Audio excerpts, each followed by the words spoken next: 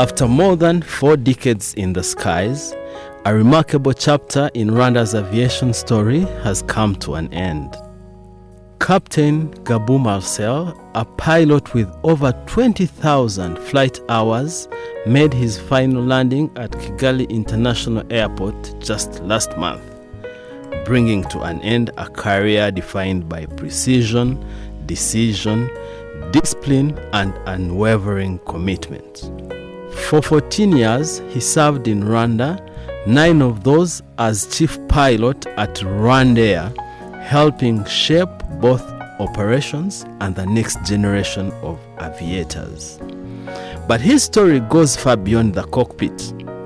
It's a journey that stretches across continents and moments of history, flying high-level political missions, navigating complex airspaces, and witnessing firsthand the evolution of aviation on the African continent. Along the way, he became not just a pilot, but a mentor, a leader, and a symbol of professionalism in the skies. Today, we sit down with Captain Gabou to know how it feels to finally step away from the skies, reflect on the flights he has taken, and get a deeper look at the man behind the uniform. Captain, thank you so much for making time to speak to us. Thank you, Sam. Yeah. How do you feel after retirement, finally? Oh, I feel good, but I feel a little bit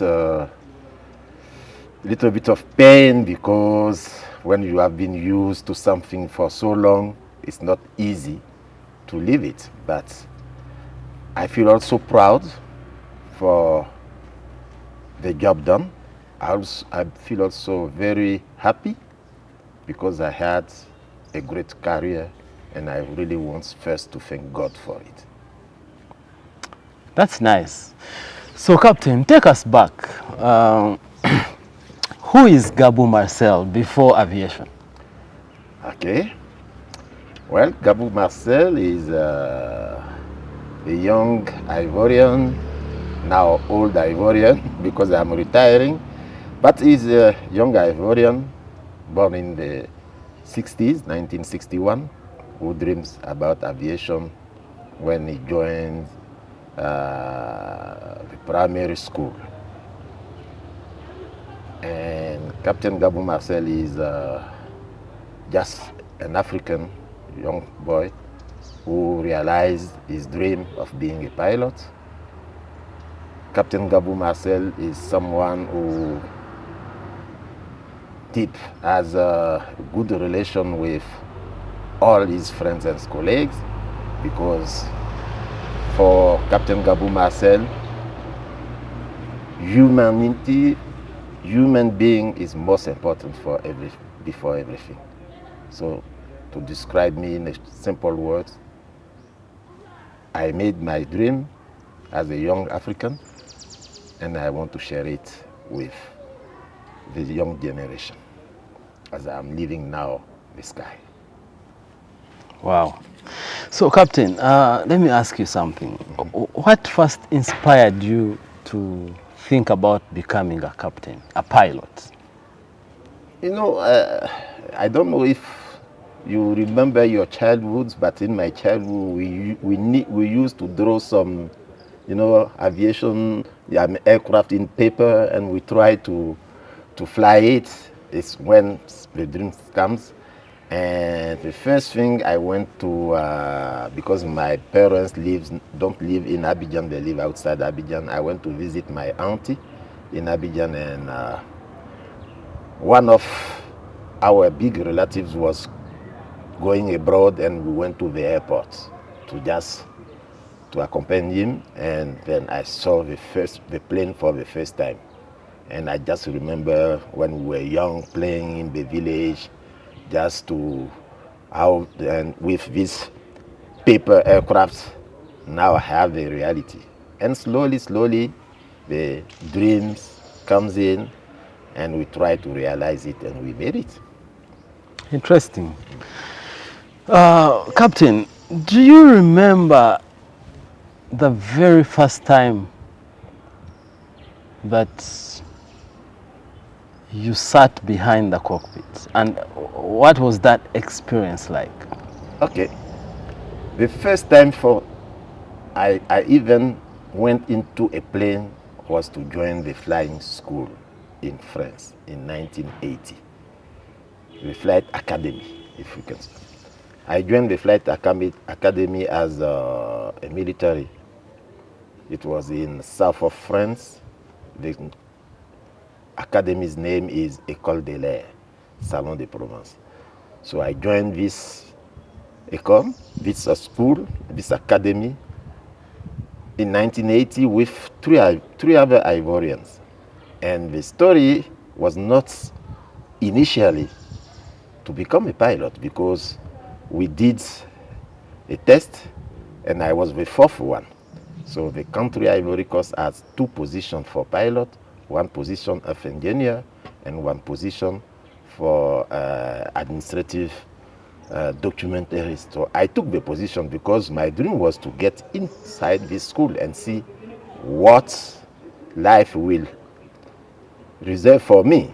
So I entered this school in 1980, August 1980. And fortunately, the two positions for the Ivorian pilot, they could not make it because of medical issues. And I was picked. Now starts my journey. So yeah, the first trip in a training aircraft was exciting, but also scary, a little bit. Imagine a young boy, he dreams about airplane, but now he's facing the reality, where you take off, you see nothing, you are lost, and you have to navigate. But when you have a dream in your head, you said, okay, whatever will happen, I will make it. So this was the first impression. Beyond the first cockpit in a training school, a small training aircraft. Okay, yeah, because it must have been really scaring. Because for me, the first time I stepped foot on a plane, it was scary. It was so unbelievable. But I was in the plane as a passenger, not as a pilot. So now I'm wondering, having all these people on your shoulders, and you're the only person who is supposed to make sure that they land safely where they are going. It must have been so challenging. Yeah, it's challenging, but let's explain the process of being a pilot. It might, maybe by explaining the process, you will understand why at the end, yeah, it's still challenging, but pilots are more confident. The first process, as I said, you go to a training school, you graduate. For my story, I had to come back to my Air Force because I was a military trainee. So in the trainee, I started as young officer, but first officer. You see, you need to have two different view of a position. I was officer in the Air Force, but I was a young pilot, so I was a first officer. So I did all my mentorship with senior pilots who were already senior officers, senior captain. So it's the phase one of the pilot processing. When you leave the training school, the phase one, you are trained, you fly as a first officer under supervision of the captain. So you learn your job from there. You start gaining confidence. And few years later, when you did some more exam, you can now go as a captain. But they don't just choose you. You have to go through exam. This exam has a lot of steps. And when you make all this, you become captain. Yeah, the first time I was a captain, I look behind and I see, oh God, all these people, I am the one who is taking care of them. And I can tell you I was 29 years old when I became first-time captain. Because I graduated from school in 1984, I became captain in 1989. So yeah, it's a responsibility. But once you start flying, you forget that you have people behind. You focus on your procedure, you focus on what you are doing, and things comes easily, fluently. So, Captain, what were some of the challenges that you probably faced early on in your career? I started my career with what we call the second or third generation of aircraft, which did not have all this computer we have now. Because nowadays, all these Airbus, these Boeing 737, they are full of computer, which doesn't mean the pilot are not working, but which means makes our job easier. In case of malfunction, we have all the procedure coming. In the old days, when I was a young captain, I used to fly an aircraft of second generation. We just relied on our knowledge from the book, from the type rating. When the malfunction comes, yeah, we have the checklist, but our knowledge, the checklist cannot be really expanded, so you have to think of what you learn. And this makes things more difficult because you have to sort out the issue, but also you need to sort out the issue safely. So it means while you are flying or while your first officer is flying, you need to think, to look at what he's doing, and then also go and recall all the procedure which you learned during your type rating. For instance, I got some small issues in the old days, but because of the basic training I had, I just overcome it. From your explanation, it's clear that flying in those days before is literally different from flying today, because of all that technology that has come through, because of the computers that you just mentioned. If I may ask, what are some of the most intense, memorable moments from that time? Okay. As you are just beginning now to bud into a captain. A memorable moment in my career, I have few, but one is the most important one. I will never forget. It was in 1987. I just wanted to point out the date, 1987. I went to do the type rating on one of our presidential aircraft, the Gulfstream 3. And after this type rating, few months later, I had a flight. One of the important flights which does not change your career, but which as a young pilot, I was 26 years old, shaped you, makes you understand life. It was a flight to fly the UN Secretary General, Perez de Cuellar. I went to New York LaGuardia. We flew to New York LaGuardia to pick him. The destination of the flight was Pretoria Waterkloof. Why I say 1987, if you remind 1987, it was apartheid in Pretoria. It was apartheid. So we took him, we went via Paris. From Paris, we did a technical stop in our country, Abidjan, and then we flew to Pretoria, straight. Waterkloof Air Force Base. I was shocked because, yeah, we knew about South Africa, but we did not know about what was going on. We just read it. To make a long story short, it's become memorable because the way when we landed in 1987, none of the people who came to welcome the UN Secretary General could not imagine that the crew were black African crew. We were 3 people from the Air Force. They could not imagine that we were black African crew. And it was really, we saw many things. For example, the driver who was assigned to us to go to the hotel, refused to pick us because we were black. In the hotel, they refused to give us even the cheese.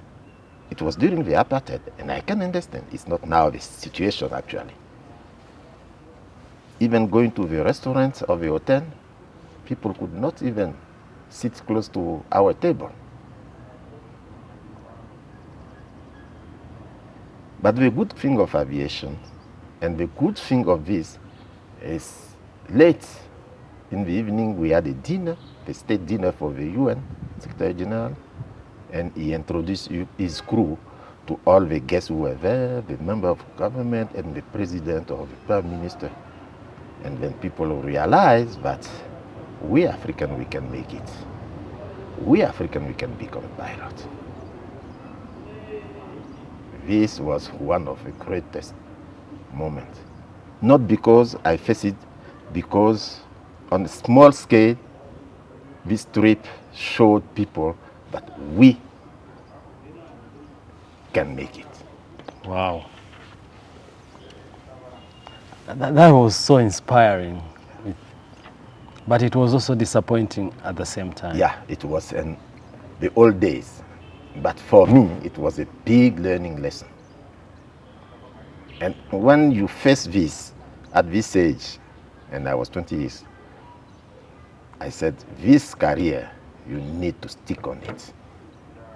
You need to be an example to show some people that, yeah, an African can do it. And I know people did it before me. Many Africans did it before me. I'm just talking about on my small level. It's so amazing to have gone through, because I even saw some photos of you with Nelson Mandela. Yeah, this I can explain. Yeah, I was. that means you must have been in a circle of VVIPs almost for a long time. Yeah, because we used to fly. For Nelson Mandela, it's a little bit another story because I left the Air Force in 1997, and I joined Air Afrique. So I was flying now on an Airbus on Air Afrique, and there was African awards in South Africa, and we had to fly all the nominees from Paris, Abidjan, and to Joburg. And I think on this particular party, Nelson Mandela was the main guest with the late pop star, what is his name, Michael Jackson. So we asked to have a picture with him, with the crew members. That's how I found myself close to him. Okay. So, Captain, the world we are in today is, there's a lot of political turmoil. There is nothing that can happen and you completely separate it from politics. How do you maintain professionalism and focus in this politically and high sensitive environment? Oh, first of all, as I always say, we pilot, we are drivers. We just focus on our job.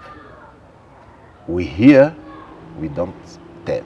We see, we don't tell. We focus. So in my position, even in the Air Force, I did a lot of mission, VIP mission. But when you are designated, it's a trust people are giving you, you cannot betray this trust. So honestly, a pilot cannot be political. We are technicians, we are drivers, I like it, the word drivers, and we need to do our job as safe as possible without interfering with a political issue. So I'm always out of politics. Okay. Yeah, so Captain, let's get back home now. Yes. You have been at RwandAir for 14 years. And 9 of these, you were a chief pilot at this company. What does this chapter mean to you? This is the greatest chapter in my career. It's not only because I was chief pilot, it's what I think our team in flight operation did during this period. I joined RwandAir in 2012. When I joined RwandAir in 2012, RwandAir had barely maybe 4 or 5 aircraft and less than 40 pilots. And most of the pilots were expatriate pilots coming from European countries.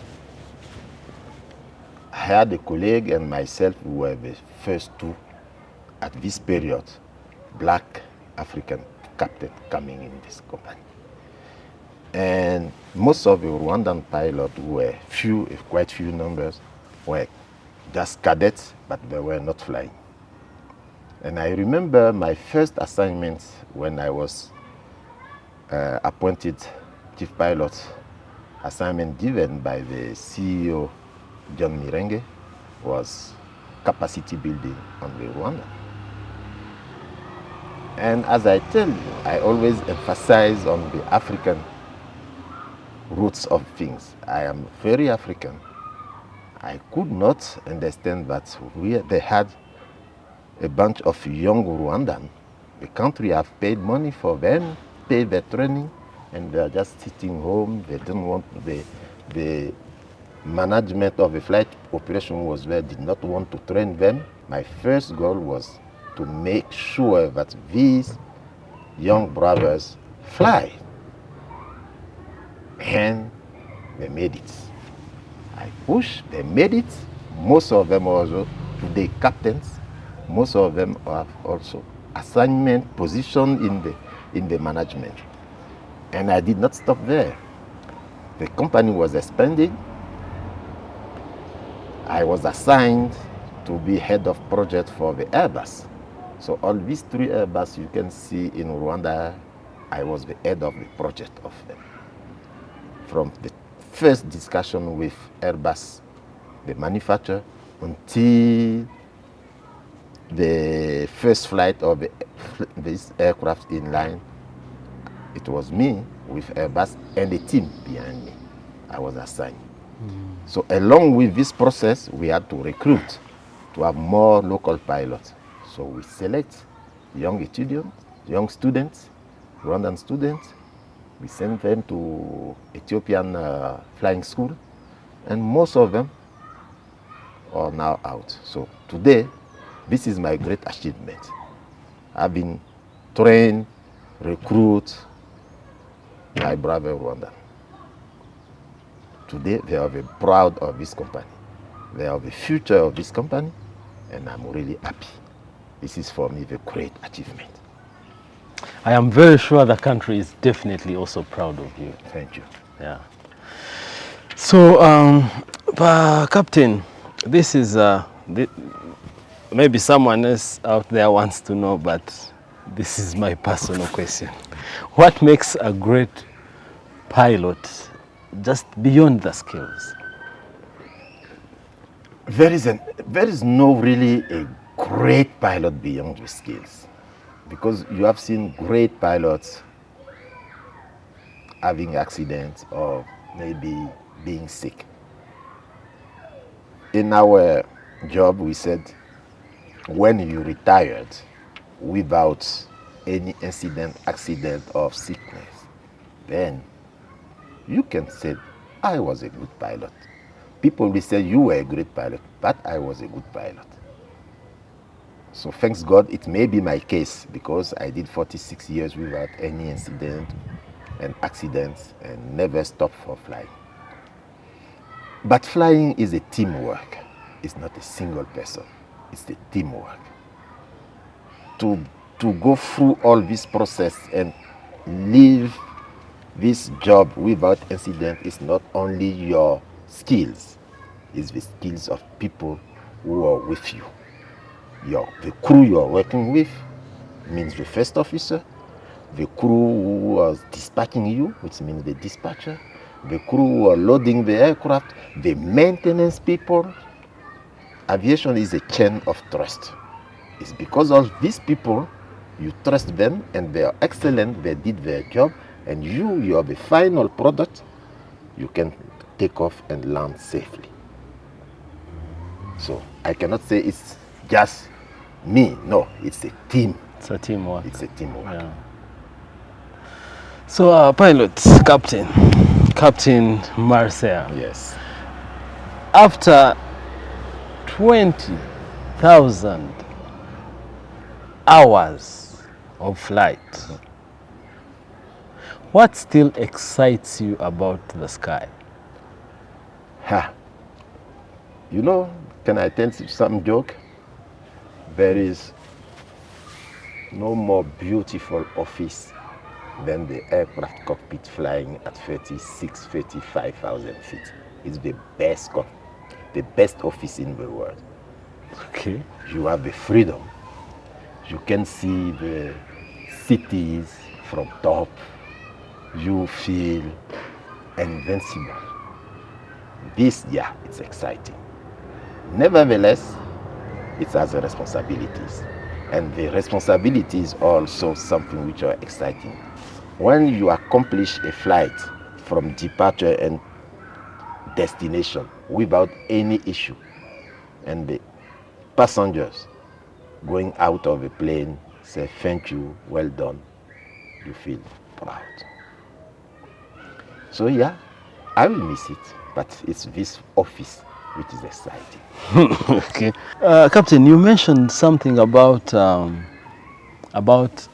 having a career without an incident, accident incident. Thank God that it didn't come close to where you are. But I am very sure, even there in that sky, you were prepared for anything. Of course. In our training, and it's a continuous training, it's not only the basic. In all our training, every 6 months, we have what we call a proficiency check. The proficiency check means we go to a simulator where all this malfunction, even the worst case scenario, we deal with it, but it's in the simulator. So it's prepare us to face it when it happens. And there are procedures. So a great pilot, a good pilot to say, because the word great is too much, I mean for me, a good pilot is the one who knows this procedure, who does all his training with success. So when you go through, it means when something happens, you can deal with it, except terrorism action like a bomb with exploding an aircraft. We are not trained, because when the bomb explodes, nothing can be done. But I'm talking about technical issues which can happen. We are trained for them, all the scenarios. And as I mentioned, nowadays the aircraft has a lot of redundancy because of this technology. So there is no single system. Minimum is 2 or 3 systems. So if one system fails, you have always 2 systems which can drive you safely. If 2 systems fail, the single system remaining can drive you safely to destination. So this is how a pilot deals with fear. This is how you deal with pressure. Exactly. This is how you deal with any unknown situation. But we are prepared. Okay. All right. So now that we have come to the end of your flying career. I am so happy that I have been part of it, though I just joined you at the end. But take me through your final landing. What was going through your mind when you are finally settling down and thinking, this is the final flight that I'm going to take? A lot of emotion. You know, flying, and for my position, being out of your country, and I was living alone here because my family was in Paris and in Abidjan. It's a sacrifice. And what makes me really happy is all of them decided to come on my last flight out of London. And I would like to take this opportunity to thank the CEO of Rwanda who facilitates their travel on the last flight. They came and it was another pressure, but a good one, saying, oh, these people, I never had the chance to fly them. My family, I never had the chance to fly them. They are coming with me for the last flight. And it was a lot of pride, a lot of emotion. When I flew this, I went out of the sky seeing the mountains of Rwanda, saying, yeah, this is my country. Even though I am doing the last landing, but it's not only about flying, it's about being part of a big project. A project led, and this is I want to emphasize on it, project led by the leadership of this country. Without the President Kagame, Rwanda would have not been where it is now, because its vision to achieve this goal. So thanks to him, really, really, really, I wanted to thank him. And I wanted to thank also my CEO, Yvonne Bakolo, who is doing a great job to maintain this company among the greats, the big one in the country. And I wanted also to thank his predecessors, her predecessors, please, because they put the path for the company to grow. Interesting. Oh, wow. Captain, I would like to know this from you. What is the hardest thing for you to let go after 46 years?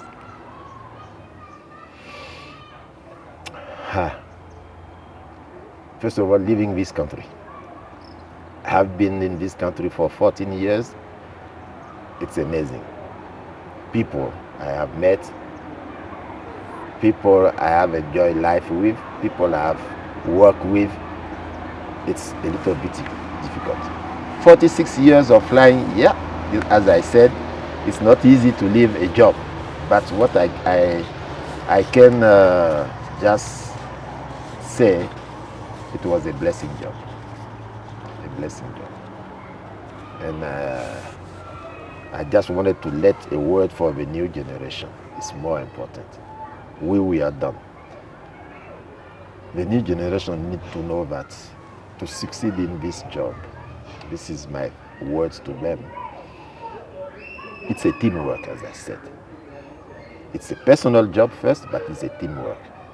They need to enjoy what they are doing. They need to enjoy every single flight, because there are a lot of young boys who wanted to do it, but we know it has a lot of obstacles to achieve. So they are lucky to do this job, and they need to be happy to do it, but happy in a good environment with the people they are working with, and make a personal development on themselves and focus on what we are doing. And I think this is the legacy that you really want to leave behind in aviation after all these so many years. So I'm curious, Captain, how do you plan to spend your retirement? Oh, that is the best thing now. I'm free now. Yeah, most of the time will be spent with family. I miss a lot of things with my family, my kids. I was not somehow present for their birthday party. I miss many things, so I need to spend more time. But nevertheless, I will always be close to aviation.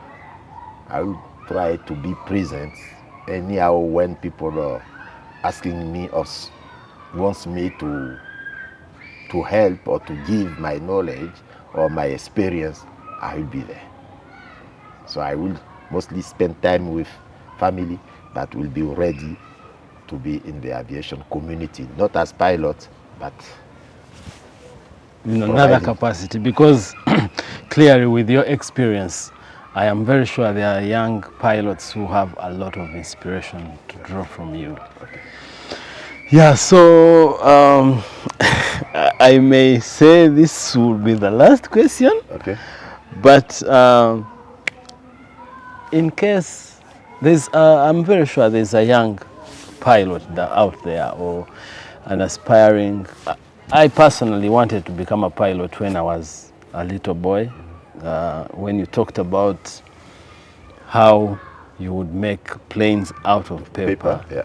I exactly did the same, but I think it was in different generations. Yeah, exactly. But But even now, young boys in the village are doing the same. yes, even now young boys do the same.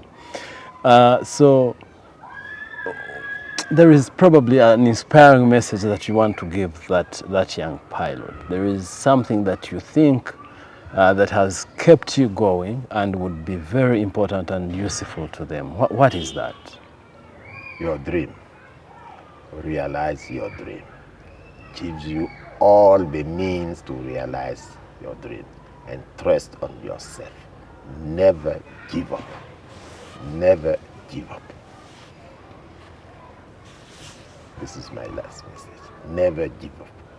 Realize your dream. If a dream is to become a pilot, realize it. It won't be easy, but you can make it. We Africans, we can make it. Wow. Captain, thank you so much. Thank Thanks you, for sir. your time. Thank you very Thanks much. for talking to us. Thanks for the inspirational ones. Thank you. And after 46 years in the skies and thousands of safe landings and a lifetime of discipline and courage, I really want to congratulate you once again. Thank you very much. Thank you for achieving this milestone. Thank you for giving me the opportunity to speak to the young generation and to think people who I work with and the leaders of this country. Thank you so much, Captain. And as Captain Gabou made his final landing at Kigali International Airport, the journey didn't end there. His journey lives on, it continues, the legacy lives on in the thousands and hundreds of pilots he has inspired and the lives he has touched along this journey. Thank you so much, my viewer, for keeping us company. Until next time, bye-bye.